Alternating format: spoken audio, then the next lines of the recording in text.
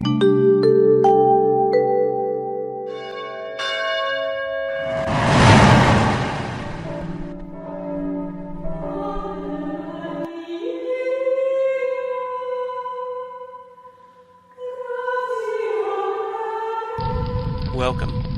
I'm Sebastian Mahfood, and you're listening to WCAT Radio, the on-air wing of En Route Books and Media, bringing you the dulcet sounds of Catholic wisdom. Good evening, everyone. Welcome to Christian Democracy, where we talk about Catholic social teaching in the light of contemporary affairs. My name is Jack Quirk. We begin by praying, Father, let us be the hands that bring food to the hungry, drink to the thirsty, welcome to the strangers, clothing to the naked, care for the sick, and comfort to the prisoners. A special prayer for those in the line of the fire out in California as well. May everything that is said here be in furtherance of these things and of your truth and love, through Christ our Lord. St. Joseph the Worker, pray for us. Well, this is the sixth episode of this program, and tonight we're going to try something a little different. If you've been following along, you know that we have had some very distinguished guests on this program to discuss issues related to Catholic social teaching, but we have no one distinguished tonight, just me, though I hope I am at least distinguishable from others, or at least distinguishable from the proverbial potted plants or similar non-ambulatory objects.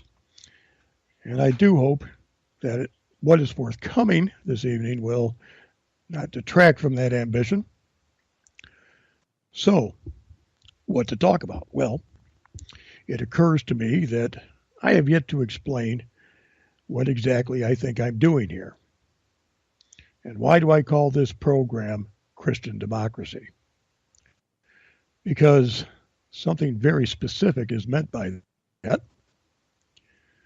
To give a long and hopefully not too tedious answer to that, we have to take a look at how things were in the late 19th century in what had become the industrialized world. Pope Pius XI gave a good description of this period in his encyclical Quadragesimo Anno, which I just recently learned to pronounce correctly. My year of Latin in high school was totally wasted on me. He explained that, and I'm quoting now, toward the close of the 19th century, the new kind of economic life that had arisen and the new developments of industry had gone to the point in most countries that human society was clearly becoming divided more and more into two classes. One class, very small in number, was enjoying almost all the advantages which modern inventions so abundantly provided. The other, embracing the huge multitude of working people oppressed by wretched poverty, was vainly seeking escape from the straits wherein it stood.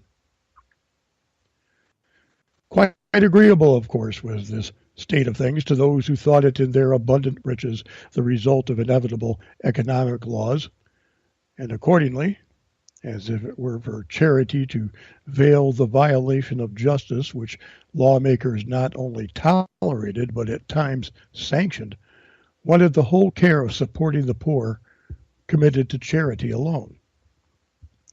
The workers, on the other hand, crushed by their hard lot, were barely enduring it, and were refusing longer to bend their necks beneath so galling a yoke.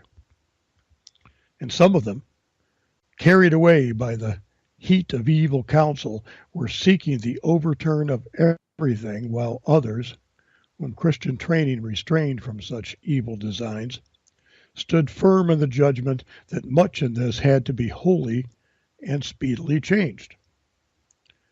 The same feeling those many Catholics, both priests and laymen, shared, whom a truly wonderful charity had long spurred on to relieve the unmerited poverty of the non-owning workers, and who could in no way convince themselves that so enormous and unjust an inequality in the distribution of the world's goods truly conforms to the designs of the all-wise Creator, unquote. So, basically, we had society divided into two groups, what the current occupants of the White House would probably describe as winners and losers. The winners, the owners of capital, were enjoying a vastly disproportionate share of the fruits of the economy, while the workers were consigned to a wretched poverty.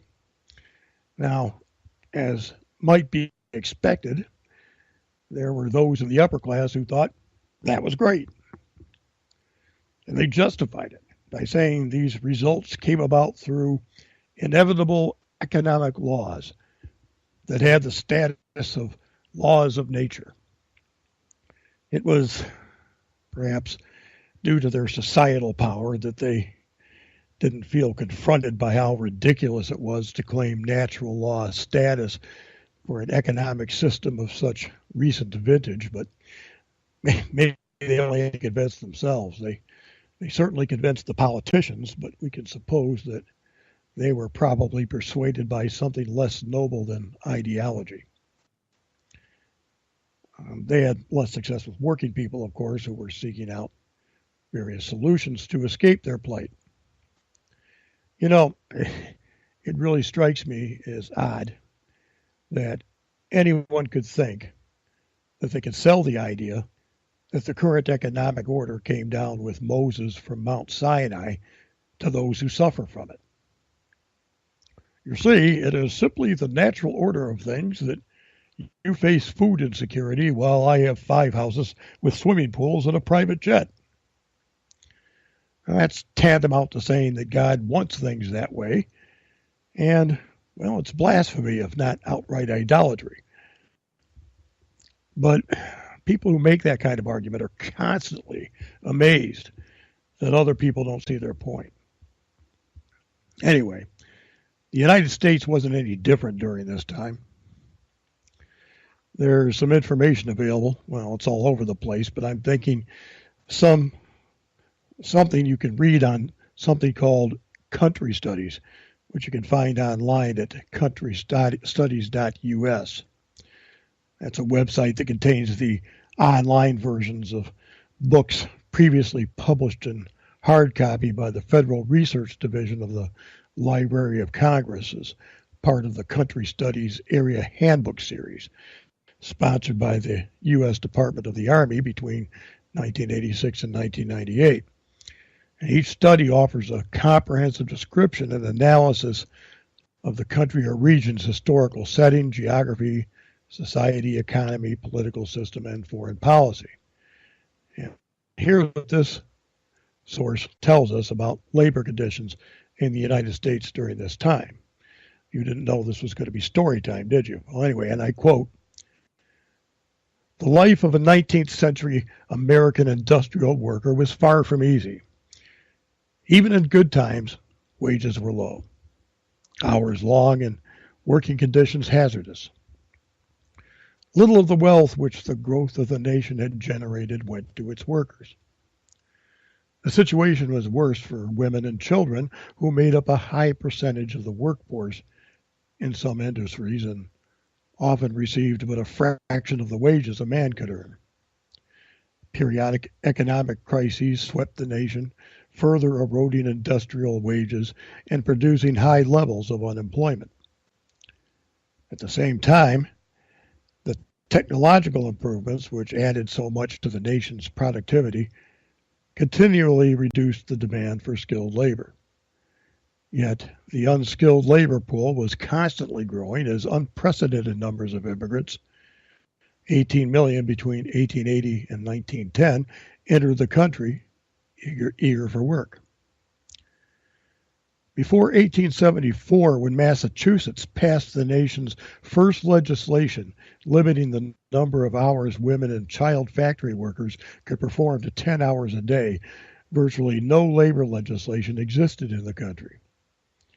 Indeed, it was not until the 1930s that the federal government would become actively involved. Until then, the field was left to the state and local authorities, few of whom were as responsive to the workers as they were to wealthy industrialists. The laissez-faire capitalism, which dominated the second half of the 19th century and fostered huge concentration of wealth and power, was backed by a judiciary which time and again ruled against those who challenged the system. In this, they were merely following the prevailing philosophy of the times. As John D. Rockefeller is reported to have said, the growth of a large business is merely a survival of the fittest. This social Darwinism, as it was known, had many proponents who argued that any attempt to regulate business was tantamount to impeding the natural evolution of the species. Yet, the costs of this indifference to the victims of capital were high. For millions, living and working conditions were poor, and the hope of escaping from a lifetime of poverty slight. As late as the year 1900, the United States had the highest job-related fatality rate of any industrialized nation in the world. Most industrial workers still worked a 10-hour day, 12 hours in the steel industry, yet earned from 20 to 40% less than the minimum deemed necessary for a decent life. The situation was only worse for children, whose numbers in the workforce doubled between 1870 and 1900.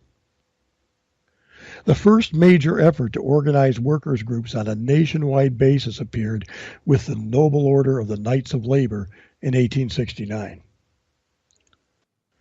Originally a secret ritualistic society organized by Philadelphia garment workers, it was open to all workers, including blacks, women, and farmers. The Knights grew slowly until they succeeded in facing down the great railroad baron Jay Gould in an 1885 strike. Within a year, they added 500,000 workers to their rolls. The Knights of Labor soon fell into decline, however, and their place in the labor movement was gradually taken by the American Federation of Labor, the AFL. Rather than open its membership to all, the AFL, under former cigar union official Samuel Gompers, focused on skilled workers. His objectives were pure and simple and apolitical: increasing wages, reducing hours, and improving working conditions. As such, Gompers helped turn the labor movement away from the socialist views earlier labor leaders had espoused. Still, labor's goals and the unwillingness of capital to grant them resulted in the most violent labor conflicts in the nation's history. The first of these occurred with the Great Rail Strike of 1877, when rail workers across the nation went out on strike in response to a 10% pay cut. Attempts to break the strike led to rioting and wide-scale destruction in several cities: Baltimore, Maryland, Chicago, Illinois, Pittsburgh, Pennsylvania, Buffalo, New York, and San Francisco, California. Federal troops had to be sent in at several locations before the strike ended. The Haymarket Square incident took place 9 years later, when someone threw a bomb into a meeting called to discuss an ongoing strike at the McCormick Harvester Company in Chicago. In the ensuing melee, 9 people were killed and some 60 injured. Next came the riots of 1892 at Carnegie Steelworks in Homestead, Pennsylvania. A group of 300 Pinkerton detectives the company had hired to break a bitter strike by the Amalgamated Association of Iron, Steel, and Tin Workers were fired upon, and 10 were killed. The National Guard was called in as a result, Non-union workers hired, and the strike broken. Unions were not let back into the plant until 1937. 2 years later, wage cuts at the Pullman Palace Car Company just outside Chicago led to a strike, which, with the support of the American Railway Union, soon tied up much of the country's rail system. As the situation deteriorated, U.S. Attorney General Richard Olney, himself a former railroad lawyer, deputized over 3,000 men in an attempt to keep the rails open. This was followed by a federal court injunction against union interference with the trains. When rioting ensued, President Cleveland sent in federal troops, and the strike was eventually broken. The most militant of the strike-prone unions was the International Workers of the World, the IWW. Formed from an amalgam of unions fighting for better conditions in the West's mining industry, the IWW, or Wobblies as they were commonly known, gained particular prominence from the Colorado mine clashes of 1903 and the singularly brutal fashion in which they were put down. Openly calling for class warfare, the Wobblies gained many adherents after they won a difficult strike battle in the textile mills of Lawrence, Massachusetts in 1912. Their call for work stoppages in the midst of World War I, however, led to a government crackdown in 1917, which virtually destroyed them. Unquote. So, when you hear some people talk about the halcyon days of free enterprise, so-called, this is what they're talking about. They're looking back longingly to the days when social Darwinism prevailed, where there were no safety regulations, when women and children were used in factories in order to pay them cheaper wages, when wages in general were poverty wages, and when any attempt on the part of working people to organize and resist this oppressive system was suppressed by the government.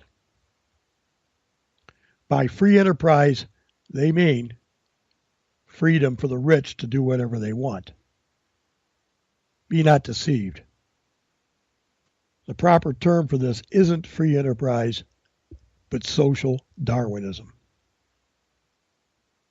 Now, of course, you won't find many today who are honest enough to call themselves social Darwinists.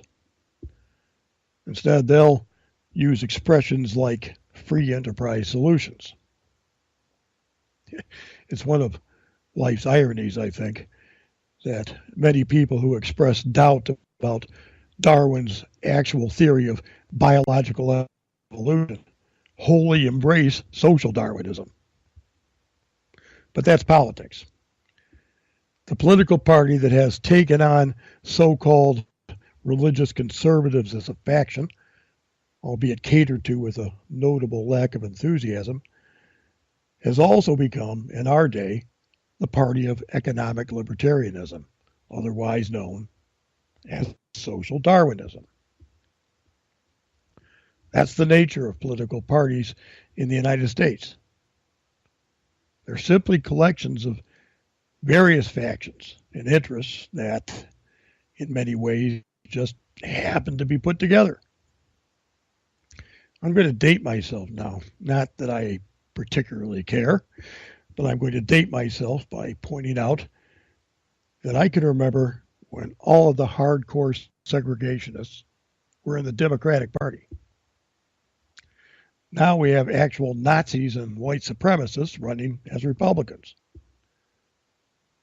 With political parties, shifts like this can occur within one lifetime, as I can attest. Organized labor used to be a lot stronger in the Democratic Party, but now the party is dominated by the abortion faction, which now serves as the party gatekeeper. It should be obvious to even the casual observer that we don't have a Catholic political party in the United States, though some come close to making that claim. Not that we should. That wouldn't work at all in this country. But I don't see any reason to oppose either or both becoming more amenable to Catholic social teaching. Instead, what we have are two libertarian parties, one being socially libertarian and the other being economically libertarian. And the result is predictably that our nation is becoming more socially and economically libertarian. But I digress. Getting back to the matter at hand, it seems we have some very powerful interests in this country trying to get us back to what was really a very terrible time for working people. And that's a serious problem because they seem to be making headway. And we were even seeing Catholics and other Christians getting on board with this stuff. But as I hope to persuade you, there's really no way to make advocacy for that kind of society compliant with Catholic teaching. Now, one might ask why it is that a society that has unregulated capitalism for its economic system has results like that. And it turns out that Adam Smith himself had an explanation for it. He was writing in the 18th century, and he said, and I quote, "In that original state of things which precedes both the appropriation of land and the accumulation of stock, the whole produce of labor belongs to the laborer. He has neither landlord nor master to share with him," unquote. Now, what I just read is going to be important in this discussion, so I'm going to read it again. In that original state of things, which precedes both the appropriation of land and the accumulation of stock, the whole produce of labor belongs to the laborer. He has neither landlord nor master to share with him, unquote. Before there were landlords, before there were owners of productive property, otherwise called the means of production, there was already work. And work was the only way to acquire things. There was a one-on-one correspondence between work and property. And that is where property originates, from work, from labor. So keep that in mind, if you would, as we go forward. So he goes on to say, and I'm skipping some material here to more quickly get to the point. I'm reading from chapter 8 of book 1 of The Wealth of Nations. Quote, "But this original state of things in which the laborer enjoyed the whole produce of his own labor could not last beyond the first introduction of the appropriation of land and the accumulation of stock. It was at an end, therefore, long before the most considerable improvements were made in the productive powers of labor. And it would be to no purpose to trace further what might have been its effects upon the recompense or wages of labor. As soon as land becomes private property, the landlord demands a share of almost all the produce which the laborer can either raise or collect from it. His rent makes the first deduction from the produce of the labor which is employed upon land. It seldom happens that the person who tills the ground has wherewithal to maintain himself until he reaps the harvest. His maintenance is generally advanced to him from the stock of a master, the farmer who employs him, and who would have no interest to employ him unless he was to share in the produce of his labor, or unless his stock is replaced to him with a profit. This profit makes a second deduction from the produce of the labor which is employed upon the land. The produce of almost all other labor is liable to the like deduction of profit. In all arts and manufactures, the greater part of the workmen stand in need of a master to advance them the materials of their work and their wages and maintenance till it be completed. He shares in the produce of their labor, or in the value which it adds to the materials upon which it is bestowed, and in this share consists his profit. It sometimes happens independent workman has stopped the materials of his work and to maintain himself till it be completed. He is both master and workman and enjoys the whole produce of his own labor, or the whole value which it adds to the materials upon which it is bestowed. And it includes what are usually two distinct revenues belonging to two distinct persons: the profits of stock and the wages of labor. Such cases, however, are not very frequent, and in every part of Europe, 20 workmen serve under a master for one that is independent, and the wages of labor are everywhere understood to be what they usually are when the laborer is one person and the owner of the stock which employs him another. What are the common wages of labor depends everywhere upon the contract usually made between those two parties, whose interests are by no means the same. The workmen desire to get as much, the masters to give as little as possible. The former are disposed to combine in order to raise, the latter in order to lower the wages of labor. It is not, however, difficult to foresee which of the two parties must, upon all ordinary occasions, have the advantage in the dispute and force the other into a compliance with their terms.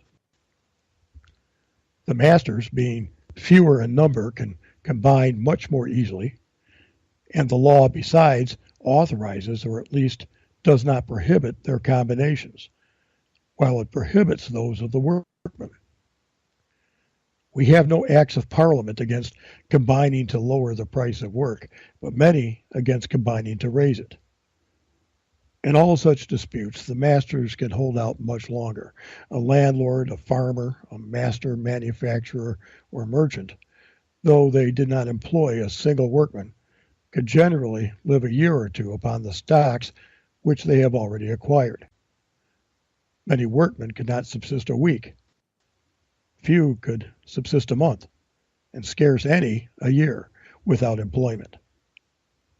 In the long run, the workman may be as necessary to his master as his master is to him, but the necessity is not so immediate. We rarely hear, it has been said, of the combinations of masters, though frequently of those of workmen. But whoever imagines upon this account that masters rarely combine is as ignorant of the world as of the subject. Masters are always and everywhere in a sort of tacit but constant and uniform combination, not to raise the wages of labor above their actual rate.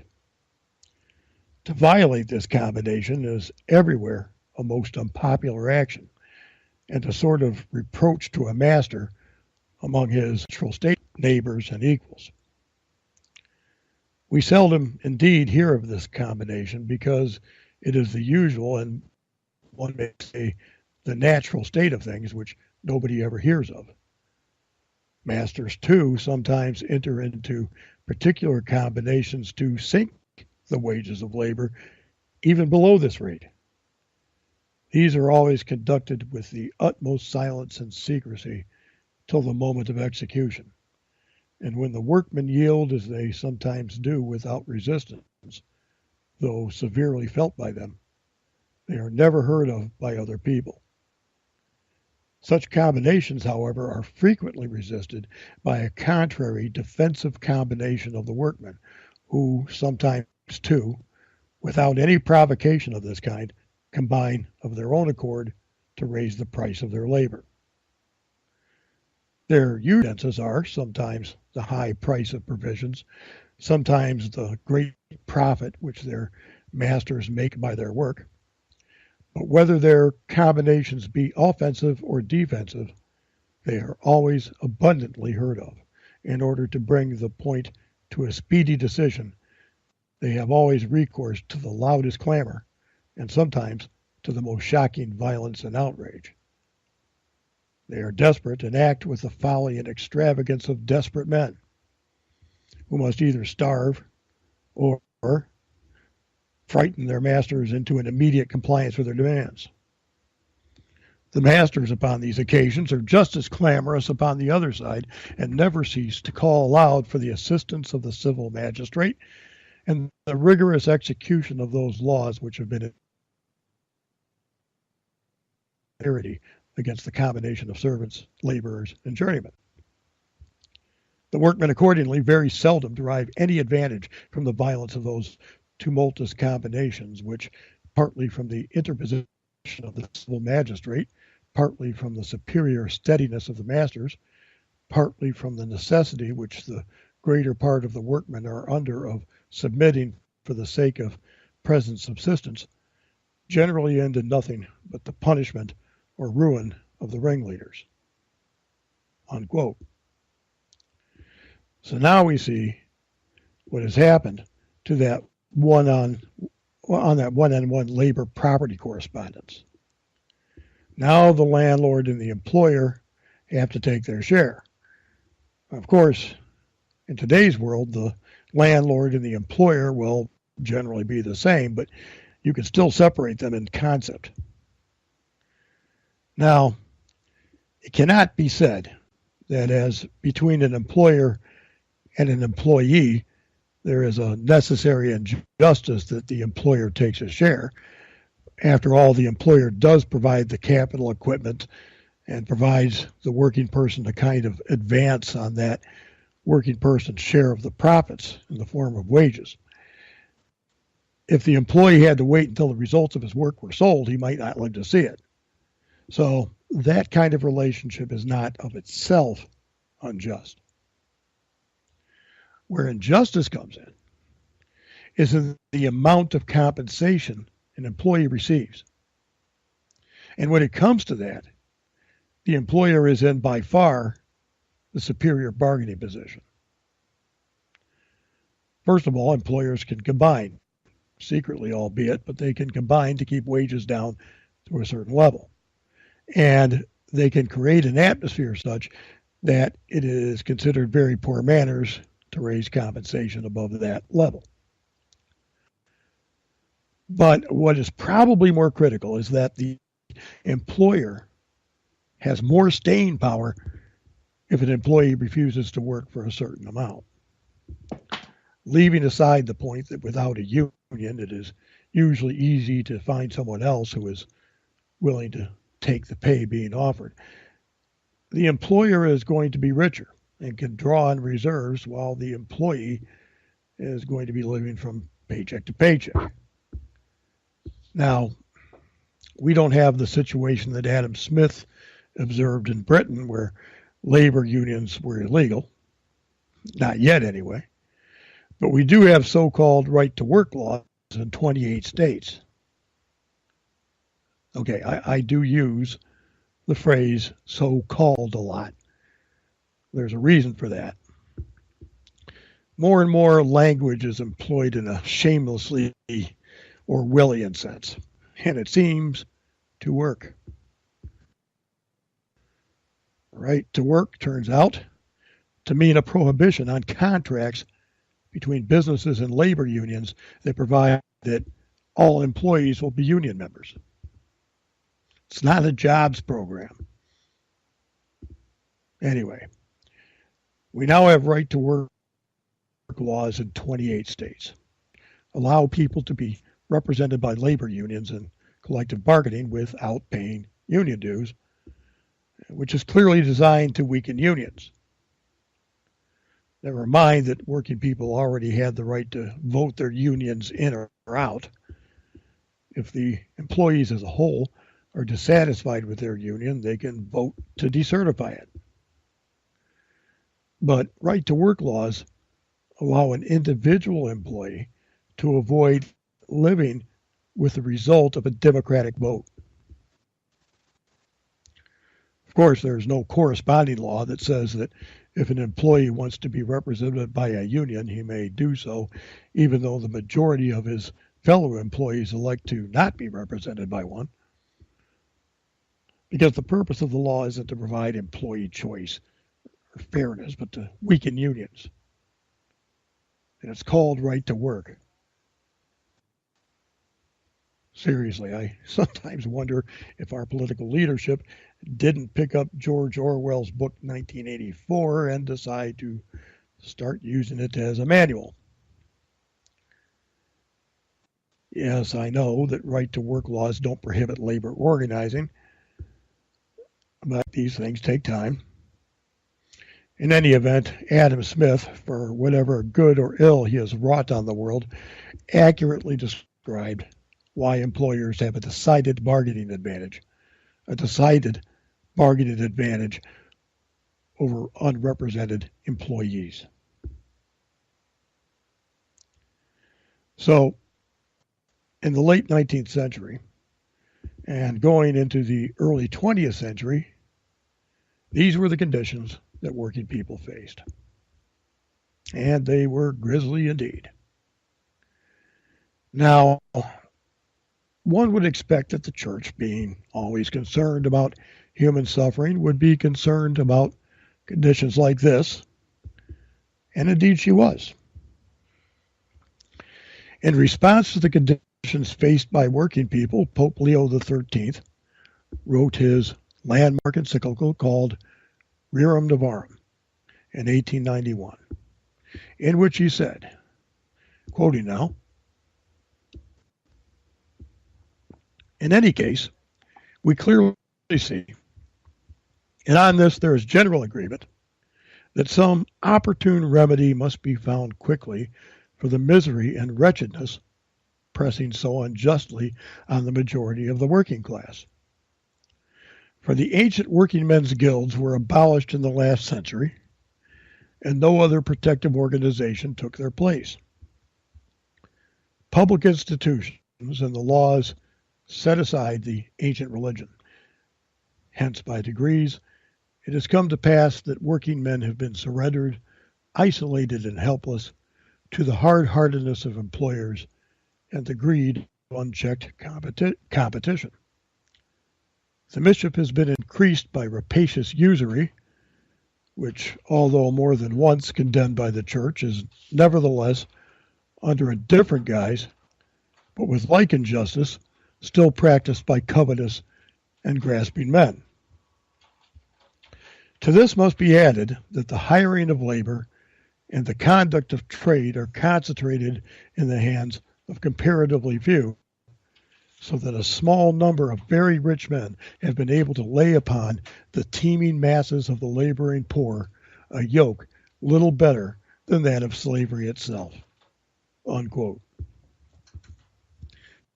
So these observations were not the invention of some communist cabal. These things were out there for everybody to see. And Leo XIII recognized it too. It simply was the case that, in his words, a small number of very rich men had been able to lay upon the teeming masses of the laboring poor a yoke little better than that of slavery itself. Free enterprise. Now, the socialists of that time were saying that the remedy was to abolish private capital ownership and make the public the owner of the means of production. It would have to be administered by some governmental entity, of course. But Leo XIII rejected that idea. And one reason he rejected that idea was because it would actually diminish the wages of working people by reducing their purchasing power. This is the way he put it, quoting again, "It is surely undeniable that when a man engages in remunerative labor, the impelling reason and motive of his work is to obtain property, and therefore to hold it as his very own. If one man hires out to another his strength or skill, he does so for the purpose of receiving in return what is necessary for the satisfaction of his needs. He therefore expressly intends to acquire a right full and real, not only to the remuneration, but also to the disposal of such remuneration, just as he pleases. Thus, if he lives sparingly, saves money, and for greater security invests his savings in land, the land, in such case, is only his wages under another form. And consequently, a working man's little estate, thus purchased, should be as completely at his full disposal as are the wages he receives for his labor. But it is precisely in such power of disposal that the ownership obtains, whether the property consists of land or chattels. Socialists, therefore, by endeavoring to transfer the possessions of individuals to the community at large, strike at the interests of every wage earner, since they would deprive him of the liberty of disposing of his wages, and thereby of all hope and possibility of increasing his resources and of bettering his condition in life. Unquote. Using land as an example, the Holy Father was pointing out that the socialists, in confiscating capital ownership, would make it impossible for working people to themselves acquire capital ownership. And because a working person wouldn't be able to become an owner of capital, the purchasing power of his wages would be diminished. Now, one might scoff at that and say that workers were being paid poverty wages at the time, just as many are now, and wouldn't have had any money left over after necessities to purchase capital in the form of land or anything else. And that would be a good point if it weren't for the fact that Leo XIII actually proposed another remedy. And I'll get to that in a moment, but first I want to talk about the other reason that the Pope objected to the abolition of private property.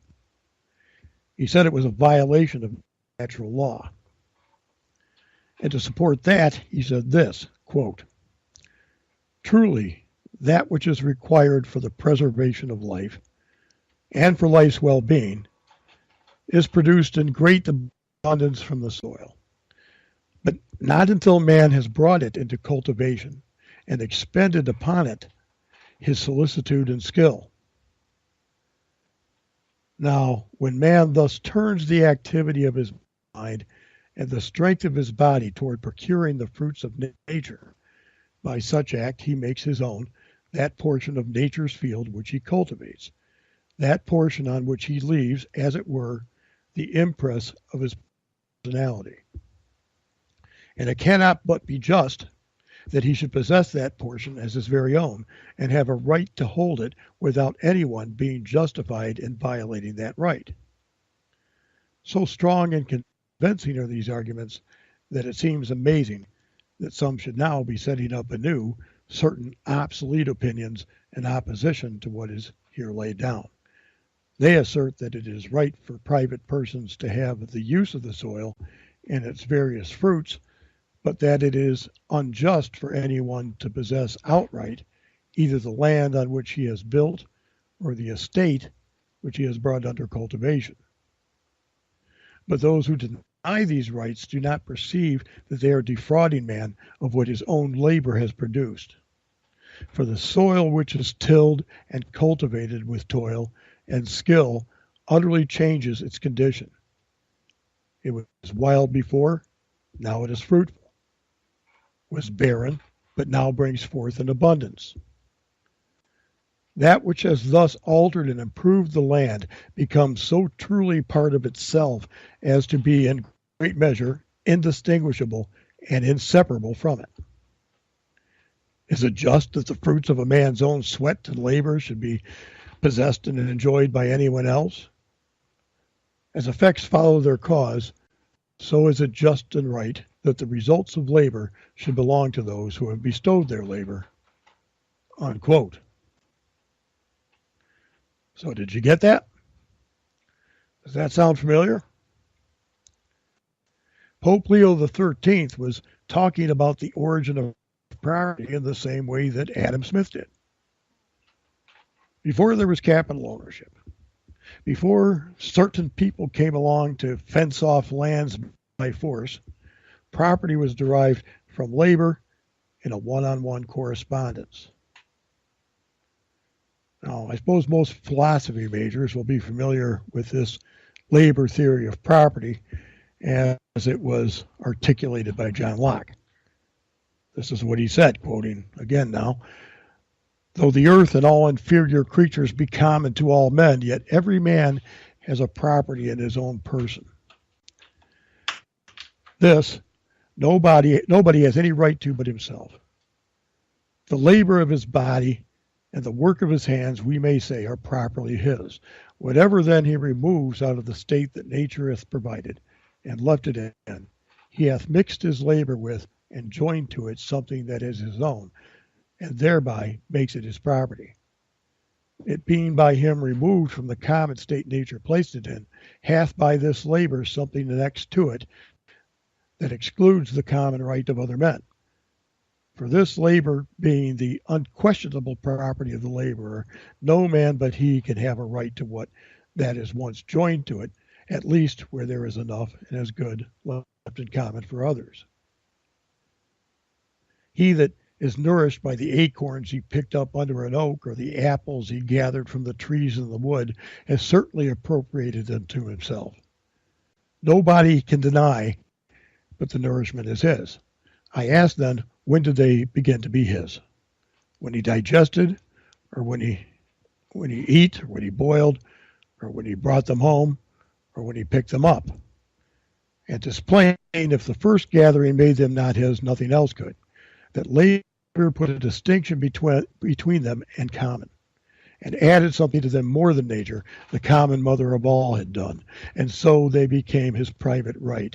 And will anyone say he had no right to those acorns or apples he thus appropriated, because he had not the consent of all mankind to make them his?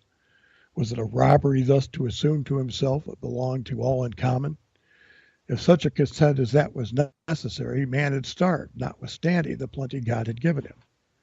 We see in commons, which remain so by compact, that 'tis the taking any part of what is common and removing it out of the state of nature leaves it in, which begins the property, without which the common is of no use. And the taking of this or that part does not depend on the express consent of all the commoners.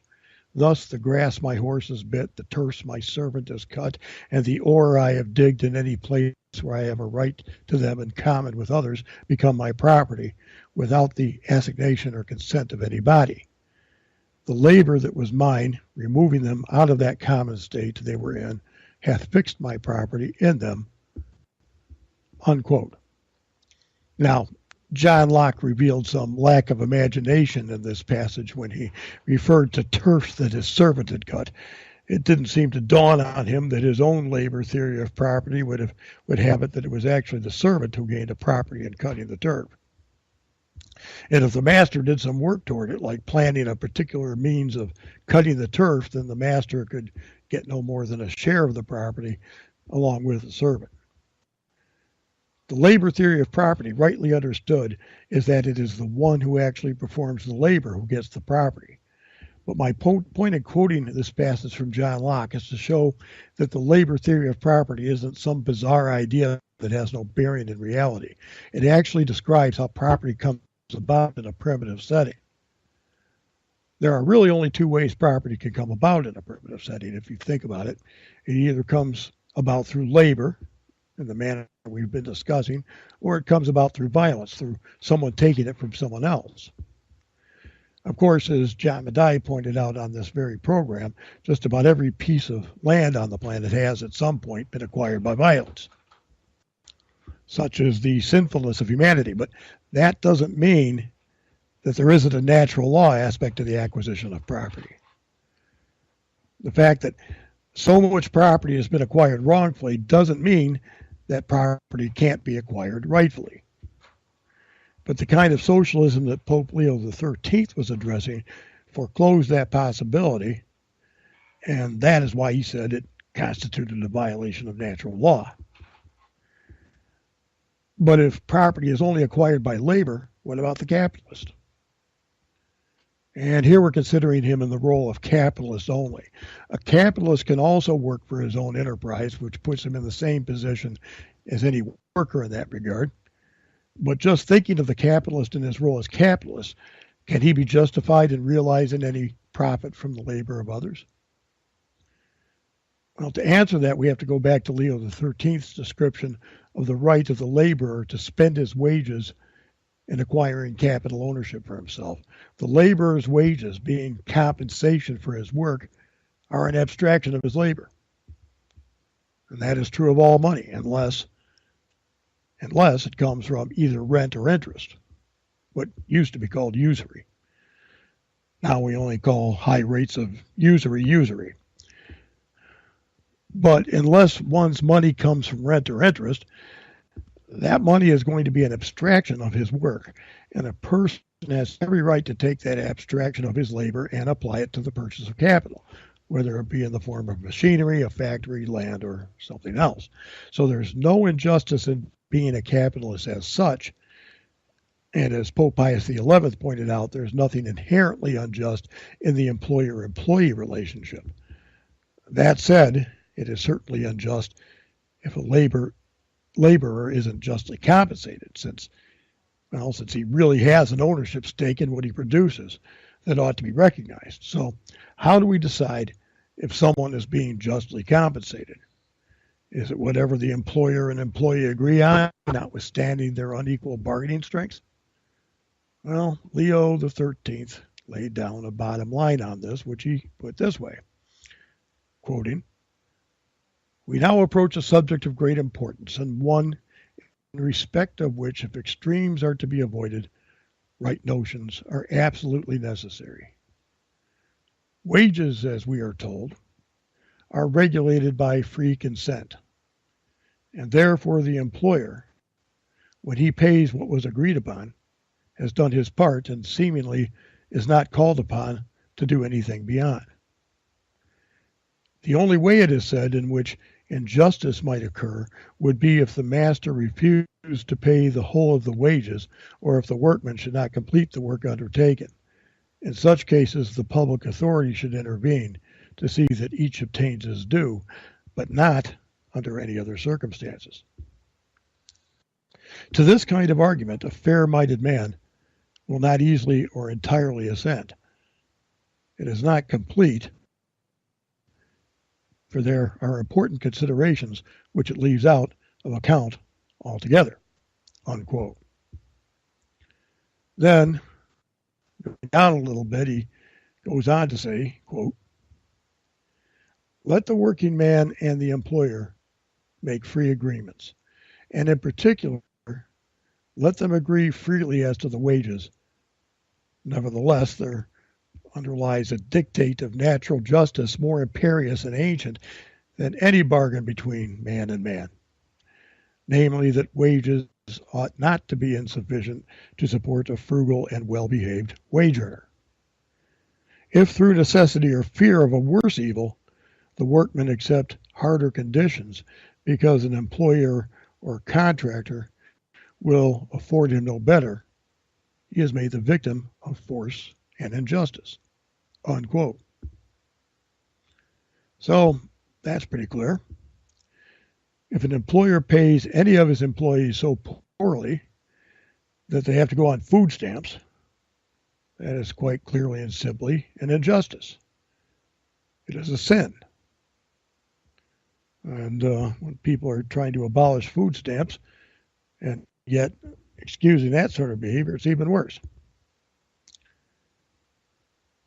Going down a little bit, the Holy Father goes on to say, quote, "If a workman's wages be sufficient to enable him to comfortably to support himself, his wife, and his children, he will find it easy, if he be a sensible man, to practice thrift, and he will not fail by cutting down expenses to put by some little savings and thus secure a modest source of income," unquote.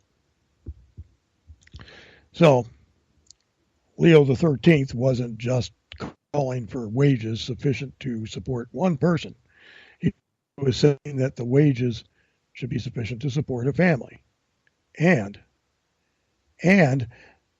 they should be sufficient for the worker to save, and if he desires, become an owner of capital himself. Now, there are a lot of people today who aren't ashamed to openly oppose this idea. In fact, that idea, or the opposition to the idea, is so prevalent that our national minimum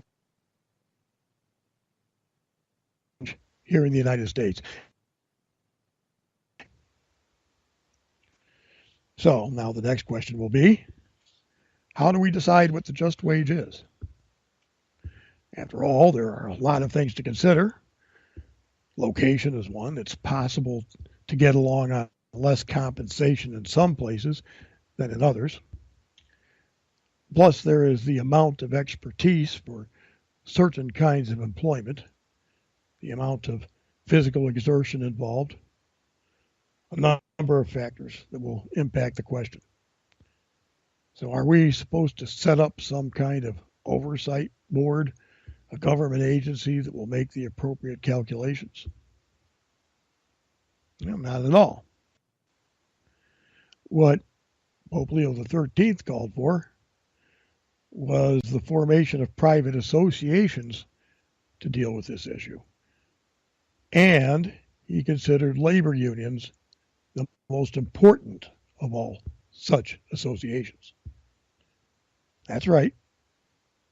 The very associations which had been considered a kind of public nuisance, which had been subject to governmental violence and oppression, the Holy Father now said were essential to solving the social problems of the day, of advancing the interests of the working class. He wasn't blind to the fact that unions can be used for evil purposes, but he didn't say they should be abolished because of that. On the contrary, he called for them to operate according to Christian principles. Now, what can be derived from that, I think, is that Catholics, instead of withdrawing from unions because they do this or that thing that is opposed to Catholic doctrine, should be voting members of them instead and be salt of the earth, seasoning the world instead of hiding in a jar. A city on a hill cannot be hidden. So we shouldn't be a city buried in the sand. Now, Rerum Novarum started a movement among Catholics to improve the lot of working people. When the question came up as to what to call it, Leo XIII, in a later encyclical, indicated his preference for the name Christian democracy. And that's why this program and the associated blog on Patheos, is named that. So, I hope this has been informative, and also I hope only minimally painful. But my real hope is that we can get inspired too. I want us to be inspired. Although I don't advocate a Christian Democratic Party, I do hope